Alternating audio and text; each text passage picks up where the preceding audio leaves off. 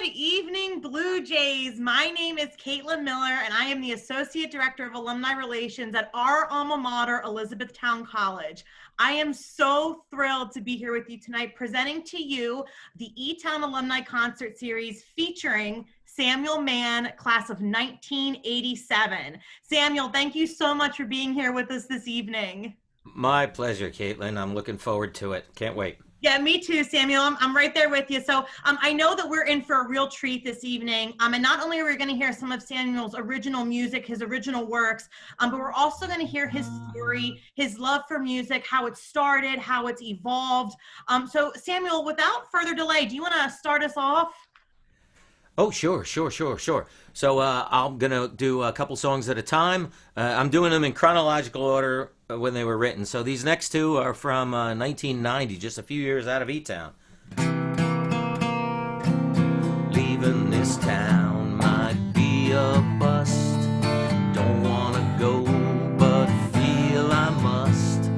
Long-standing grudge against the law. Left me packing my bags before the springtime thaw. Losing my girl was just the start. Could have held on, didn't have the heart.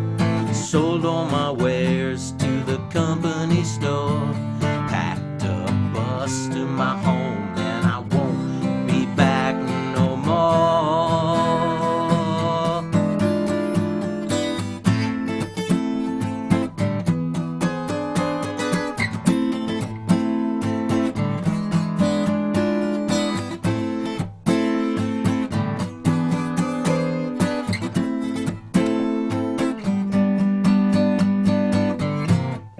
Thinking about all the days we spent, how we were broke, how far we bent, keeping the faith through all the years, and holding our own despite the deluge of tears.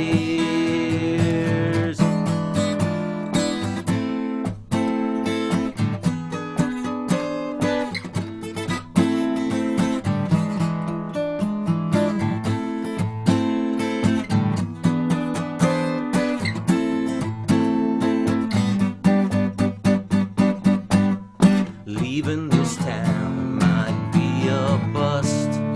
Don't wanna go, but feel I must. Long-standing grudge against the law. Left me packing my bags before the spring. Packing my bags before the springtime thaw.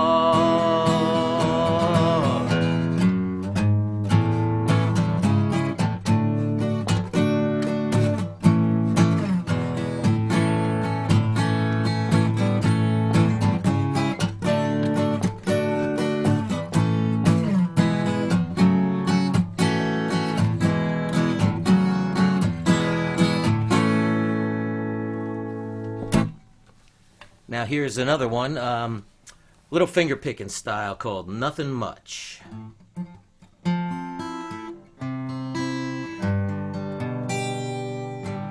There's nothing to this, nothing much at all. We should try seeing eye to eye. It's nothing much at all.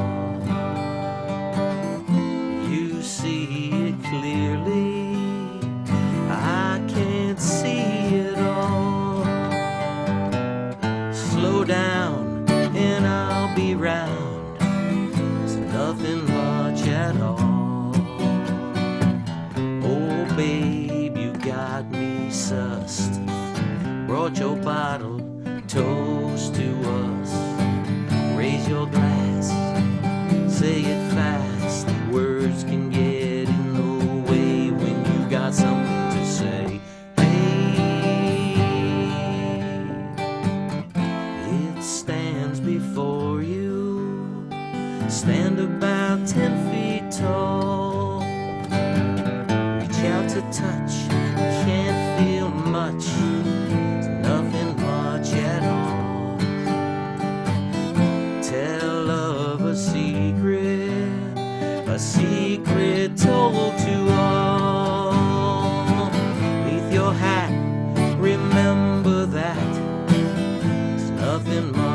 at all. Oh, babe, what's done is done. Had some laughs, had some fun. Now that's past, gone so fast. Hang on to each day and watch them slip away. Hey, watch them slip away. Hey, there's nothing to this, nothing much at all. Phew. Sam, that was awesome. So good. So the one line from that, you can't help but not listen to your music and just like bob and you kind of move along to it. The acoustics are just amazing. So had some laughs, had some fun. I know we'll talk about Etown a little bit later, but I definitely think that line had a lot to do with Etown, because I'm sure there were some laughs and some fun had there for sure. I cannot disclose the actual events. I'm sorry, to protect the guilty. Yeah, unfortunately. You know how it goes. Yeah, so Sam, you're actually coming to us today live from, tell us a little bit about where you are tonight. Sure, a buddy of mine, Ryan Ball, fantastic musician. He's got Gearbox Studios. It's in Paramus, New Jersey, and he is a fantastic musician. He's a major talent, multi-instrumentalist, and he's allowed me free reign of his environs here. That's awesome. Yeah, well, Sam, we're very lucky for that, because I told you right before we started, the background just looks amazing, and I know he's like helping you with your sound and your acoustics. So yeah, so kudos to him this evening as well. So Sam, tell me a little bit about your musical journey, where it started. Did you have any difficulties or challenges during your time as a musician, and where do you see your future as a musician going? Well, that's a whole lifetime bio there. I'll give you the 30-second elevator thing. Okay. So I was born into it. Dad was a musician, so growing up in the house, it was all classical music, jazz records, Broadway, all that. And so I had to learn the piano and the clarinet and everything else that a kid in, concert band learns. Then I figured out what the Beatles were, and I needed a guitar. And then in short order, started playing in public, and I got the bug, that first concert where there's a million screaming kids, because they're all out of the house for the first time, and I think they're screaming at me, but they're really just screaming for bloody freedom. So that has propelled me, along. And challenges are always where to play. I remember in high school I had this giant telephone list next to the telephone that was mounted to the wall like they used to be. And I would just roll down the list, cold calling at, 15 years old. Hey, your parents home? Yeah, click. Hey, your parents home? Click. So finally, if someone, hey, you want a band in your backyard or your basement? And so I hounded people. And that's how I really cut my teeth, actually, is, the backyards and basements of sleepy old Kinnelon, New Jersey, in Morris County, population 7,012, moderate to low taxes, if anyone's interested. Challenges were always finding someone to play with. I'm an only child, so I had no siblings to knock around with. And, my dad wasn't going to jam with me. It was, where do I see myself going? Well, I finally, after 30 years, decided to record my own music. So that's all I'm really interested now in doing. I do have a rock band at my office. We play, on Stone Street in Manhattan for corporate events and stuff. That's awesome. That's fun, but the future is in the studio recording all these songs. You've heard 2. I've got 200 more, in a folder at home. So, right. So Sam, to that end, your father was pretty instrumental for, sorry, no pun intended, was pretty instrumental in your love of music. So tell me a little bit about him and one of his greatest accomplishments, which is so amazing. So he was a child prodigy in piano, born in 1916 in Philadelphia. So he went to the Settlement Music School, antecedent to Curtis Institute.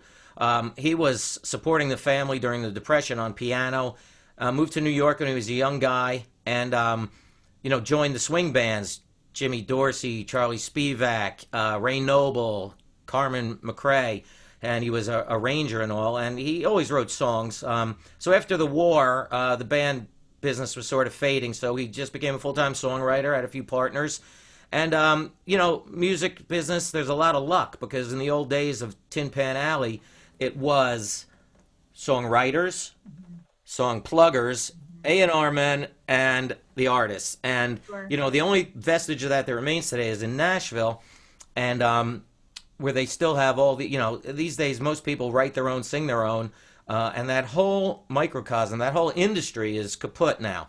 And so he came out of that milieu, and that's where he met my mom in the Brill building. She was a music business secretary.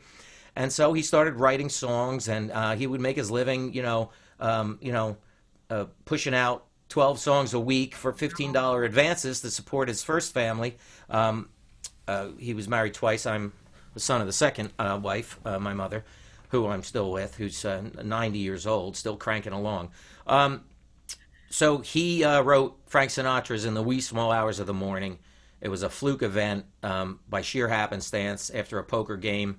What are we going to write about? Well, why don't you write about the wee small hours of the morning? Okay, here we go. And then the next day they bumped into Sinatra, and since he had known Nelson Riddle from the Spivak Orchestra, you know, he had entree, and they stopped him on the street. They went upstairs, and they played this song, and Sinatra loved it. And he was, my dad told the story how Sinatra reached over and locked the door. Says, fellas, this is my kind of song. And So cool. and that became the title track of the album that they had already been working on. They had this crazy idea for a concept album of all things.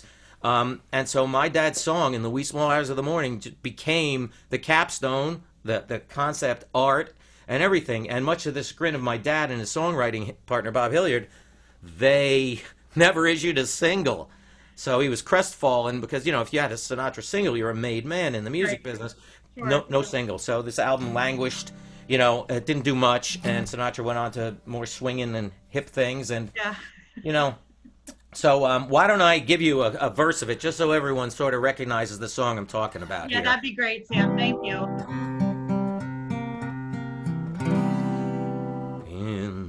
Wrong key, right? In the wee small hours of the morning, while the whole wide world is fast asleep, you lie awake and think about the girl and never ever think of counting sheep.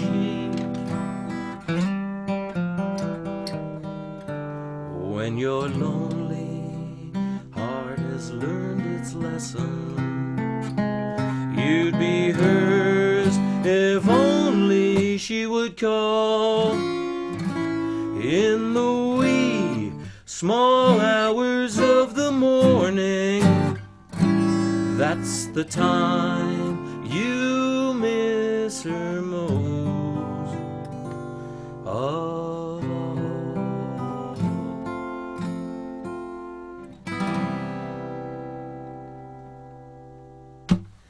And that was also in Sleepless in Seattle, the Carly Simon version. So this song enjoyed quite the renaissance. And, there's about 500 versions of it out there in the world. My mother, she lives off that song and many others that he recorded. Sure. Now, Sam, you're pretty close with your mom. Yep. Yeah. She's 90, as I said. I'm living with her, taking care of her. And, she's not addled, still has all her faculties mostly, and her bodies, and she still reads and paints. She's an accomplished painter and sculptor, and it's a hoot. We play this little game. When she doesn't have the hearing aids in, she repeats to me what she thinks I said, and then when I tell her what I said, we giggle at the vast divergence that's generally the case. Oh, Sam, that's so heartwarming. That's awesome. So it sounds like, this artistic ability runs deep in your family. It's your dad, but it's also your mom Yep. in some of those fine arts. So, Sam, let me ask you, what has been one of your greatest musical accomplishments? It would have to be finally, paying attention to my own muse and getting in the studio. I've been about 8 years in the studio recording my songs, which can be found on bandcamp.com. Woo! There's an Instagram page dedicated to that as well. If everyone can do a screenshot now and go there, and download the songs for fun. So yeah, getting out of the off the treadmill to oblivion of cover band after cover band, or being in bands doing other people's music and being a hired gun and stuff. Finally, taking the step to record the songs. I'm about 20 into it by now, 20 songs into it, and there's a bunch on the Bandcamp site, and I've had the real pleasure of working with a fine old friend from high school, Mark Walsh, and I brought into the studio friends from all the aspects of my musical life. My high school musician buddies, people from school, people from Richmond where I lived afterward, people I met, even a few years ago. Sure. So if you're out there and you're a pal of mine, you will get that knock on the door or that phone call asking you to come join me in the studio. I'll send you some tracks. I'll send you the lead sheet. We'll work something out. We'll do it, huh? That's awesome, Sam. I love that. Well, Sam, I know you have a little bit more for us. So what are you going to play for us next? Okay, we're moving on to the mid-'90s. I got something called Mrs. Calabash, which is something Jimmy Durante used to sign off with. Good night, Mrs. Calabash, wherever you are. And then there's an ode to a car, the other song, T-Bird 6. And T-Bird 6 is on the website, so you can pretty much check that out. So this one's called Mrs. Calabash. Let me see if I can get comfortable with this in my chair here. Glasses. Because I can't remember the words. They're down here on the chart.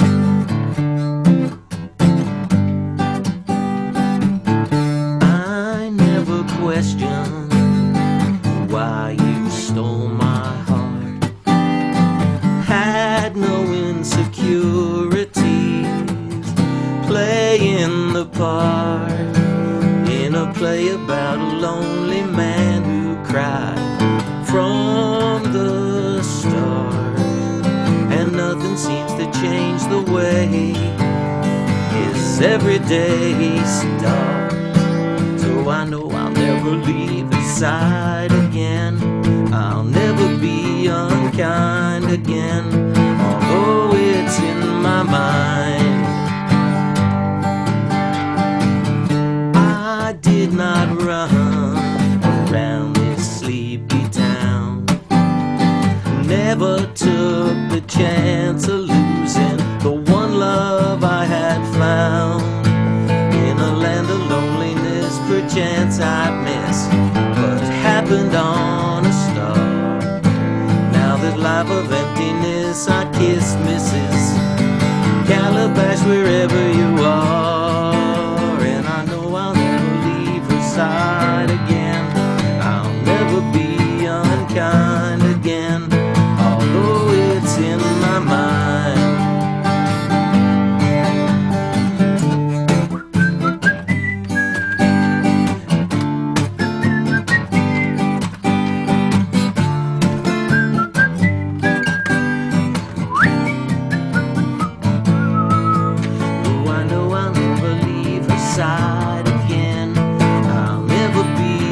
Kind again, although it's in my mind.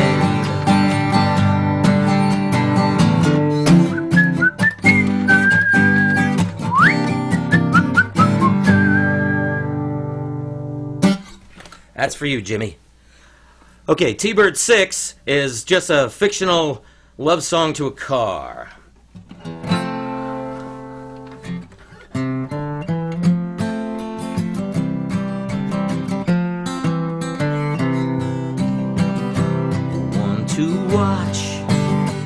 Is a T-Bird 6, a golden gas cap. Man, she's rich, and oh how I love that two-tone head rush. And that's a 10 for my buddy, and you can catch me at Stewart's on 31 South. Baby, I'll be there every time you cruise it on downtown. Go T-Bird 6. Yo, T-Bird 6. Go T-Bird, go T-Bird, go T-Bird 6. She came too close to a red Mach 3, brushed both fenders, took a tree. But oh how she chirped them slickers on on downshift, and I can smell the rubber burning up on 31 South. Baby, she'll be back on time one of these good old days. Yo, T-Bird 6. Yo, T-Bird 6. Go T-Bird. Go T-Bird. Go T-Bird 6. In 30 years, in a dusty barn, the chrome's gone rusty, top is torn. But her style still remains, and I dream about the day I bought her. And my boy don't want her, so I gotta fix her myself. Foolish old man in this car, bound to kill himself. Go T-Bird 6. Yo, T-Bird 6. Go T-Bird. Go T-Bird. Go T-Bird 6. Go T-Bird, go T-Bird, go T-Bird 6. That was awesome, Samuel. I loved it. That was great. That was awesome. Thank you. Yeah. So Samuel, let me ask you, when we first started setting up your event and talking about doing this tonight and featuring you for our Etown alumni, you had sent us that you kind of started, that you came from Tin Pan Alley roots. Now, I have to tell you, Samuel, I had to look that up because I wasn't 100% sure what it meant. I know. And then you kind of touched on it in the beginning, relating it to what Nashville is today. So talk to me a little bit about what Tin Pan Alley roots actually, or what Tin Pan Alley is, and then talk to me about what it means to you, or what it meant to you and what it symbolized. So I would say that for probably 75, 100 years, the advent of Broadway and New York City as the musical crucible, there were those characters, the writers, the song pluggers, the musicians, the publishers. Sheet music was a vast, vast empire. Everyone's probably got a few pieces of it still, remnants in the piano bench of what sheet music was. But it was a vast industry, and songs spread through the land. Even prior to radio, there was sheet music, of course, in America. And American popular culture, I'd say, 20s maybe, teens, 20s, definitely 30s with the advent of jazz and Dixie and all that stuff. But in New York City, a guy could make a living doling out, crappy jingles, a dime a dozen, literally, sure. Just to make enough money, to eat or to pay the rent or whatever. And they were of legend, the songwriters and the pluggers especially. And, when my dad got there in the late 30s, he was on the tail end of Tin Pan Alley proper, really the ramshackle Tin Pan Alley that it was for so many. But he... long afterward, in the 80s, he wrote a manuscript called From the Piano Stool, where he chronicles all these crazy stories about all these characters and all these vignettes and all the crazy things that can only happen when you have characters like this, and the sheer grit of a song plugger.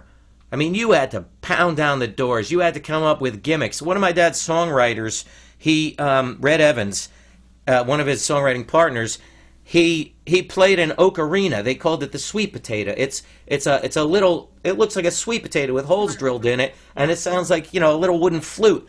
And he had this act work up, and he had an Al Jolson act. And when my dad and he wound up in front of Al Jolson to plug a song once in the 40s, the guy, he whispered in my dad's, God, play Alexander's Ragtime Band. And my dad was like, are you nuts? You can't play that for Jolson.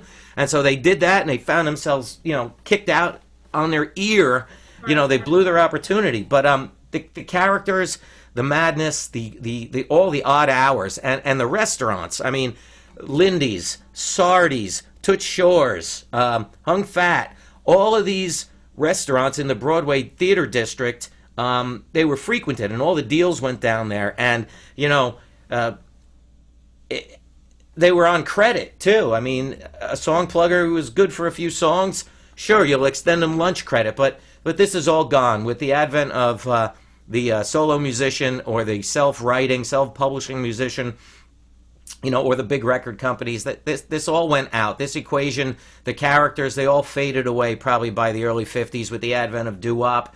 There was a BMI writer, there was a ASCAP, American Society of Composers, Authors, and Publishers. There was a writer's strike in the '40s, and that gave rise to other publishing entities. Okay. And there was a need out there in the world, so they filled it with rock and roll, doo-wop, street corner music, and that changed the whole paradigm of the industry, the whole plugging regime. I mean, it hung on throughout the '50s and into the '60s with the Carole King generation in the Brill Building and all. But there's one guy left. Johnny Mark's son is there. Johnny Marks wrote Rudolph the Red-Nosed Reindeer. Oh, cool. And he's still there. The son is still there, and I barged in on him one day. He wouldn't crack the door more than an inch to look at me with one eye. So Tin Pan Alley, for whatever it meant to millions and millions of people, it's a memory now, and I encourage everyone to Google away, have at it. Absolutely, absolutely. Well, Samuel, with that, tell me a little bit about the band that you've actually been a member of, because you were Sure. in a band while you were a student at Etown. Yeah, Green Eggs and Sam. I love it. Yep, some Ober guys and got together, and we caught lightning in a bottle. We just had the right personal chemistry, and we were good enough musicians to put it together, and we would play Parties on Basement, the Ober Dell, the Farm, a couple of bars in town, and there were other bands on campus. I just made a documentary with Darren McKessie, another of my '87 classmates and another member of Green Eggs and Sam. We made a documentary for the Between Two J's series on the Triple E Facebook group, and we could get that documentary in anyone's hands if they want to know what the bands of the '80s were. There was Sigma, there was Green Eggs and Sam. I was in a couple others. One was called Foreplay because there were four of us. Affectionately known as the Saps, okay? Then I was in the Girly Bastards, and always playing at the Jay's Nest with friends. Sure. So it was a musical mecca, all there in the sleepy little center of progress. Right. Yeah, you're exactly right there, Sam. So Sam, so tell me a little bit, what are some of your favorite performance venues? Well, when I was on the road after college, I was in some bands, the Swahili River Brothers and Left Exit. We got to open for some major bands like Little Feat, Georgia Satellites, so BTO, cool. Dr. Hook, Blues Traveler.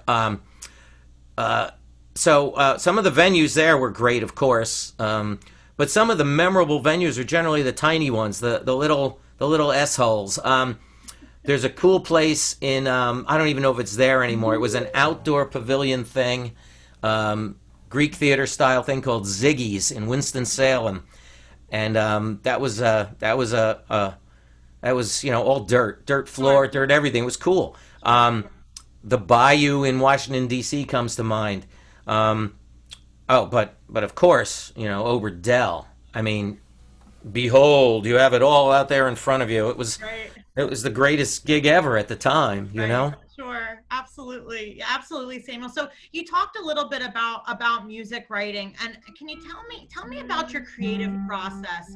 How do you start your music writing, and do you ever have mental blocks that you just have to walk away from it?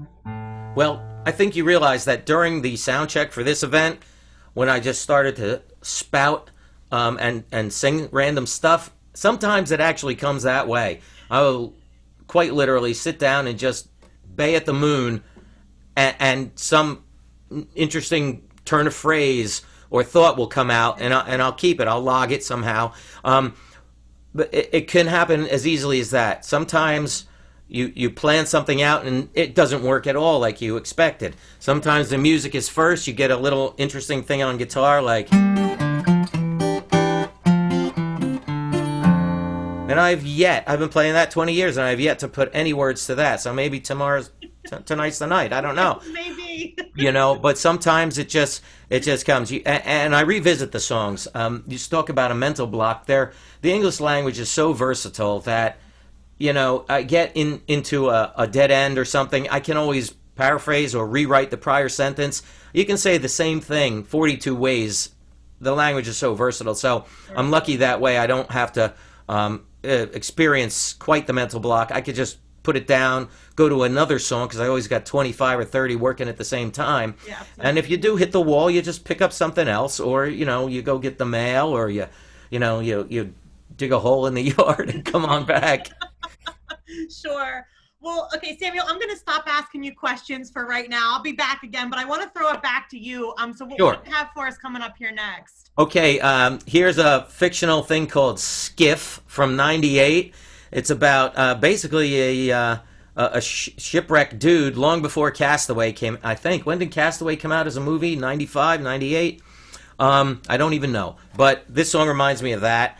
And the other song is called New York State of Mind, which would have been a perfect segue from the Tin Pan Alley. So maybe I'll play that one first then.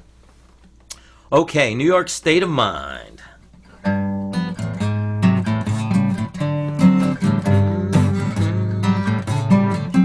That New York state of mind, the women walk straight in a line, the jacks don't give what the queens don't want, the aces got lost while the shuffle got taught. That New York state of mind. European heritage no doubt helped them build the bridge to Delancey Street, a place to eat, the Carnegie, the Plaza Suite. That New York state of mind.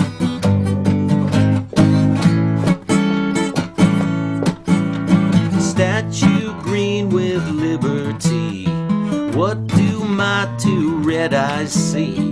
The D train run till 4 a.m. The Yankees beat them bums again. That New York, that New York, that New York state of mind. Smoke cigar right on the street, Rolex watches at your feet, the cat call sound, train whistle bound, taxi cab horns, bunions and corns. That New York state of mind.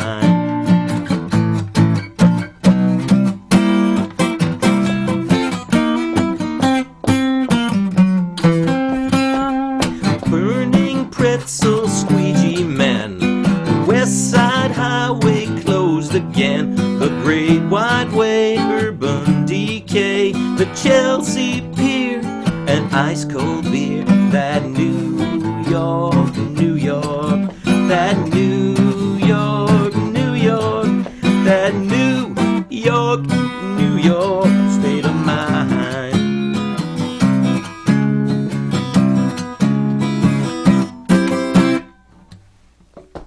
That's a little bit of an anachronism, as you can tell. Written in '99, so there's some, there's really no more squeegee men anymore. Although, I've seen one or two, but not like it was. So this one, Skiff. All right, this is a cute one. Let's see if I can follow along on my sheet here.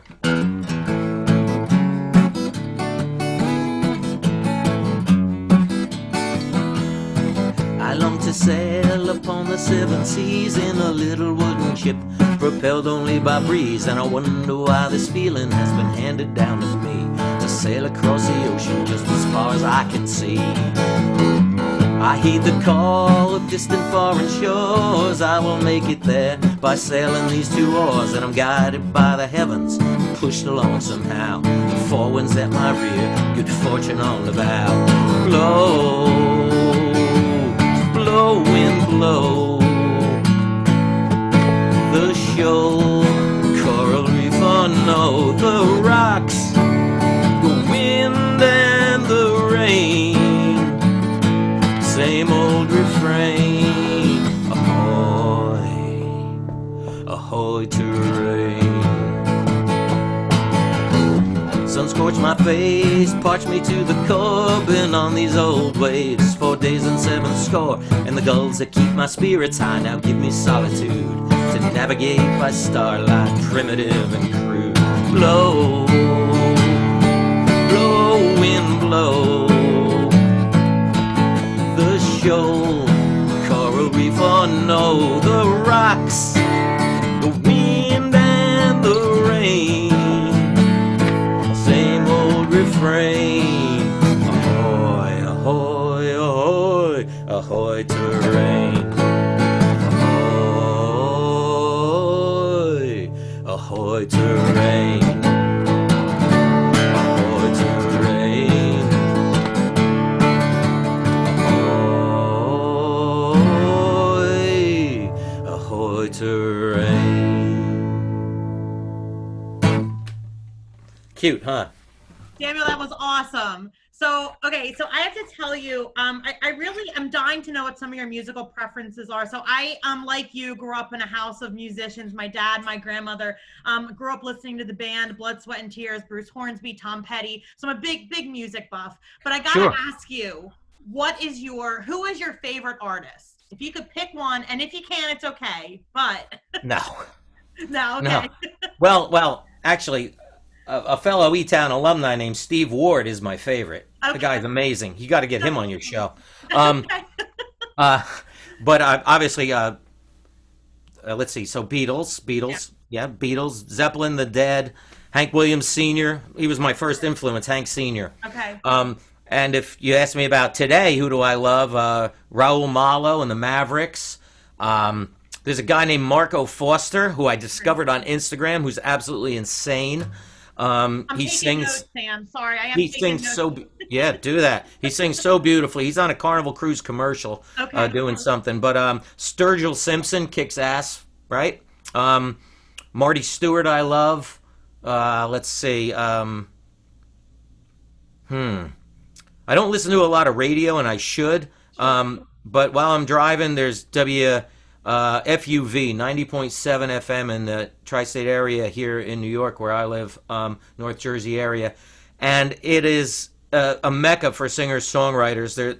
There's so many people that are just fantastic. The radio station's littered with joy, so I highly recommend listening to that. That's where I discovered so many great things that I just can't remember right now who they are. No, I hear you. Well, Cynthia, what's your instrument of choice? Like, are there any that you, in particular, that you just love playing, like singing more than anything? Well, I play the guitar and the bass and a little piano, enough to write songs on. I just got an upright bass, which I love to play with the bow, and that's a lot of fun. But if I had to be in a band situation, it would have to be bass because, I can kind of hold my own with that. But you throw me in with the guitar players, and I'll sink to the bottom of that pool, that's for sure. I broke a couple fingers when I was a kid. I can't really play guitar solos. So I'm stuck in the front singing the songs with this here acoustic guitar. Well, Sam, I'm going to hand it over back to you for now, if that's good with you. Sure. I'm going to slow it down now. So this song is called, this is a song about divorce, actually. Semi-autobiographical, kind of weird. Okay.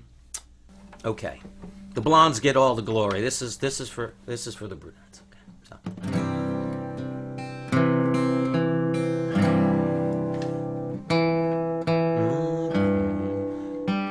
Let's make sure I get the right note. My baby was the sunshine, bright as all the sawgrass at dawn.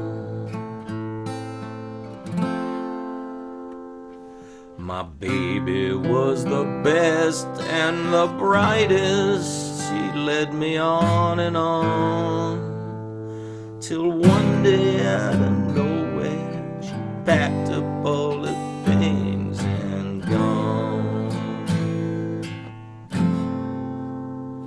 And I saw her at my front door as the subway shook the ground floor. She was brown, beautiful brown. You will be the master, I will play the villain. You will say go faster, homeboy, we be chillin'.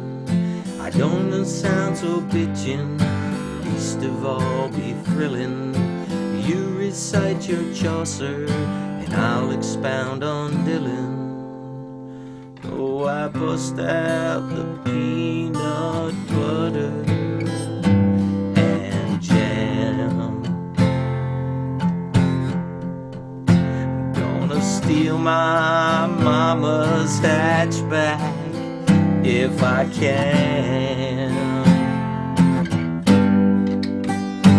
Our time is short. My baby was the moonshine, bright as all the floodlights at dawn. I had to close my eyes and turn for shelter in the storm. My backpack empty, but in my lonely heart a song.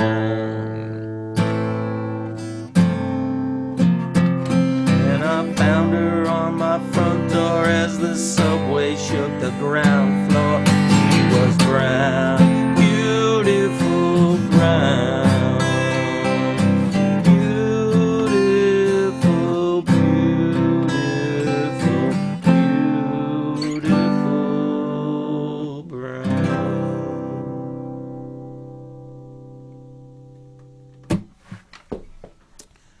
Here's one more recent from 2016.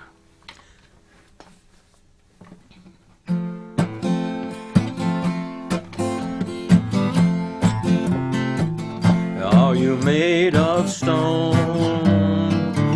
Are you all alone? Do you have the right to fade from sight? Do you cry in vain? Do you love the rain? Will the world recall your moment in the sun? If every dream you've ever had was left undone, and every melody you made remained unsung, would there still be joy to find inside each day? You find a way to say goodbyes and hide the lies and close your eyes, perchance to dream, to dream. Is it all worthwhile? Never show a smile, as the way you think brought you to the brink. Wonder how you got where you are now. Nothing should surprise you in the end. If everyone you love has left you cold, and anyone you meet decides to fold, could there still be joy to find inside each day? You find a way to say goodbyes and hide the lies and close your eyes, perchance to dream, to dream, to dream, to dream, to dream, to dream, to dream, to dream.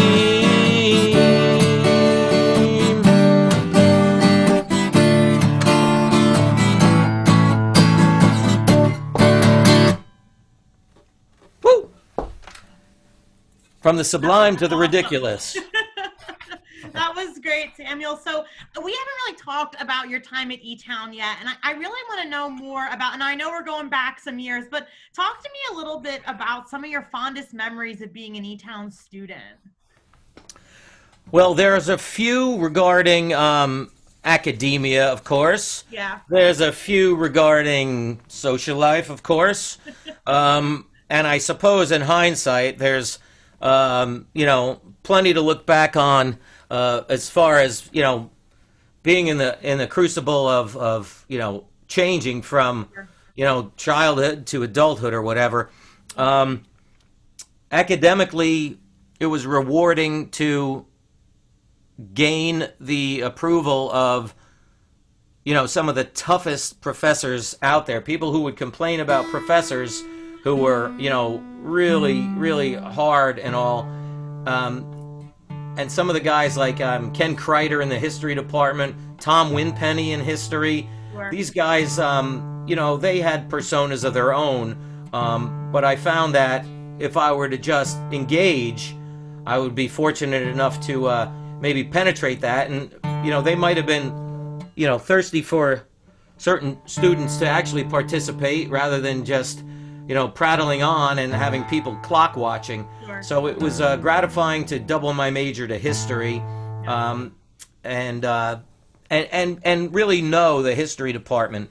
I was a poli-sci major, and you know, major influence Wes McDonald, Fletcher McClellan, who I'm still in touch with, and you know, these guys, they teach you more about life, not just, you know, the names, dates, places, and trends of what you're studying. Right. You know, you become more than acquainted with them because they're seminal figures in your own, you know, in your own growth process, in your own arc. And so I'd say to try to, you know, to break the veneer of some of the tough customers was gratifying. Socially, of course, you know, living with a bunch of wild men in Ober was gratifying because there was always something to do, people to see, fun to have. This is before co-ed dorms, before, you know, carpeting, before cell phones, before all of it. And, you know, I still remember the Ober basement phone number, 717-367-9844, right? How's that possible? It's in there. Sam, that's awesome. You know, I mean, gee whiz, there was one phone for the hall, and, you know, on a Sunday there'd be a line down the hall. And you couldn't drink in the hall, so... Wait, so Sam, let me ask you, would people, when the phone rang, people would answer it, and you'd have to yell down the hall to whoever was on the phone who they were asking for? So you saw that movie, too? Yeah. Yeah, that's the way it worked. Yeah, okay. Yep. And there was no such thing as privacy, you know. Sure. You know, I don't think anybody had use for it at that point, you know. Well, and I think too, Sam, I think that's what's the one of the many beauties of Etown is the ability to learn from your faculty and staff members in a different way. I think, and then I think because we're in such a good community that lends itself to be able to do that, and I think that's wonderful about the college as well as a lot of other many things. But Sam, you touched on this a little bit. Tell us about this 80s Facebook group that's going on. Okay, Triple E, 80s Etown Excellence. It was, it's a Facebook group that has, you know, a good 700 members from all years, you know, throughout the 80s, but we won't say no to anybody. I had one day, I guess pre-pandemic or right at the beginning, I joined a Facebook group for Etown 80s. But then immediately upon posting the first picture, I got chastised by the admins. Oh, this is mainly late 80s, you know, we don't put that up here. And so, you know, Robert Miller, another buddy, had the same experience, and before you know it, Shannon Perry had the experience. So I think Shannon and Darren McKessie said, you know what, let's start our own Facebook group.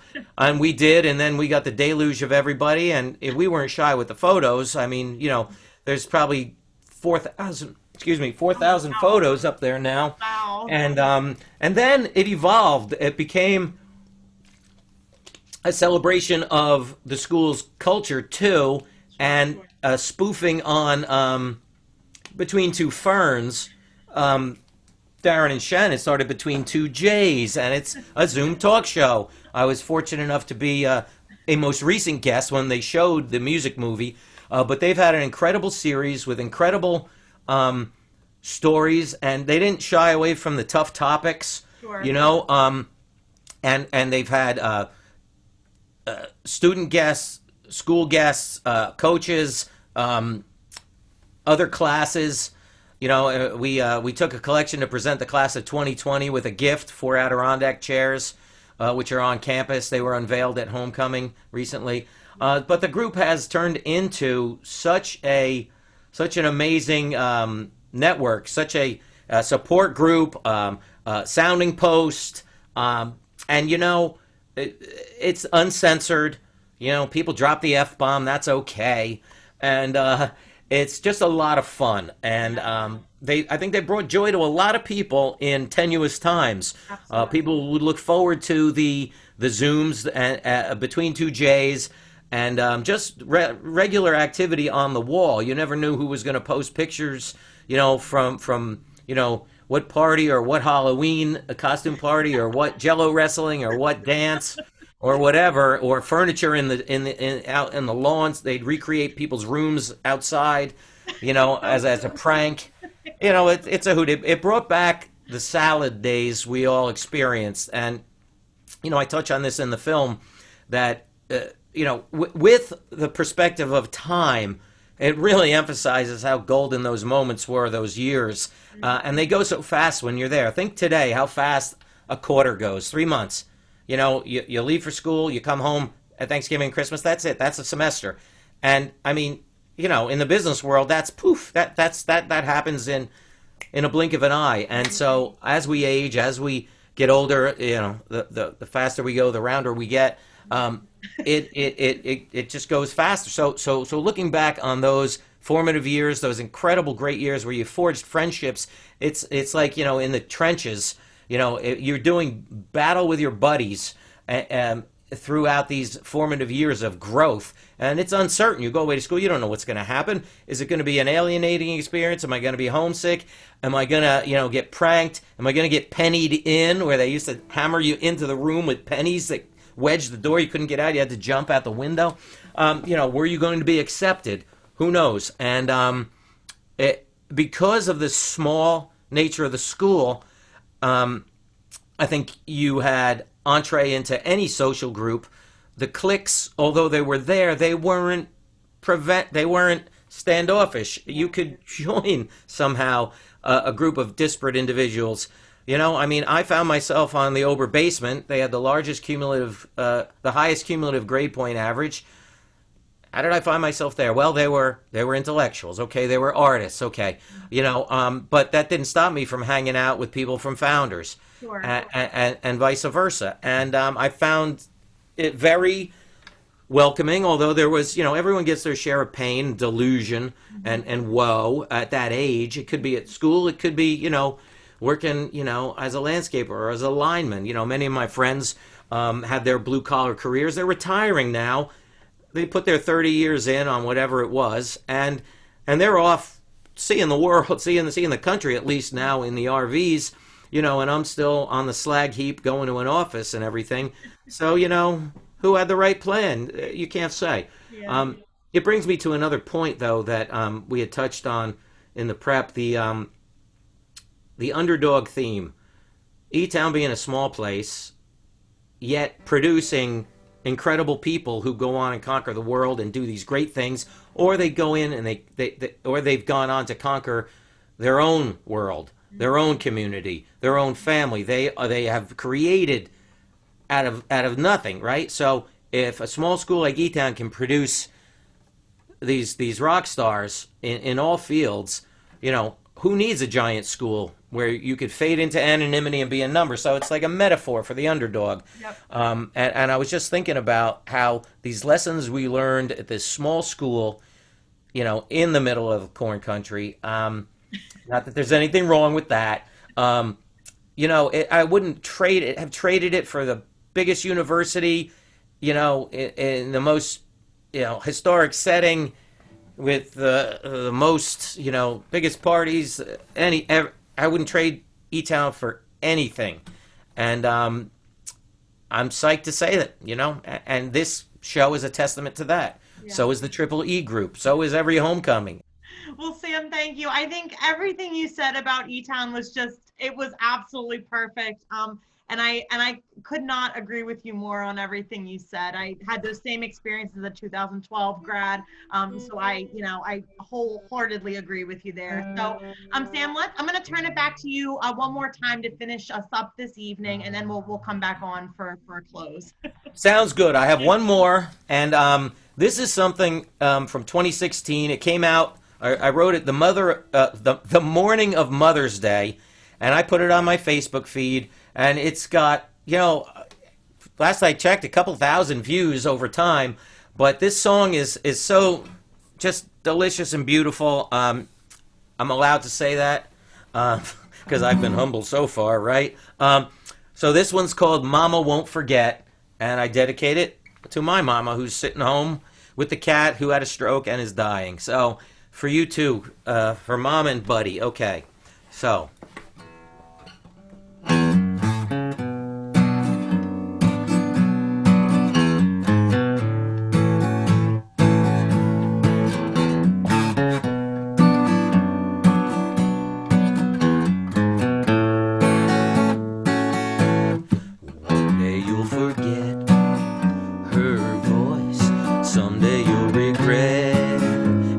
Choice to move very far away. One day you may find the life you left behind has made you who you are. But Mama won't forget how you cried when you were wet, or when you fell off that swing set. Mama won't forget. I hope that you can see fewer things were meant to be as constant as her love. Since we're speaking frank, it's her you need to thank for the life that you know. Mama was always there to trim your shaggy hair, to tidy up your lair. Mama was always there. And here is the best part: Mama's in your heart. And there she's gonna stay. There she's gonna stay.